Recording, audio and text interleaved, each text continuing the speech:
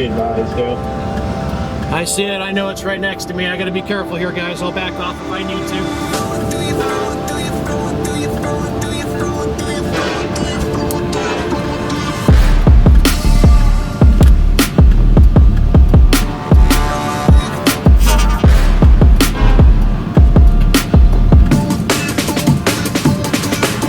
According to the latest couple scans, it looks like if we cut the location would cut off, it's going to be a bit deep in it a little bit.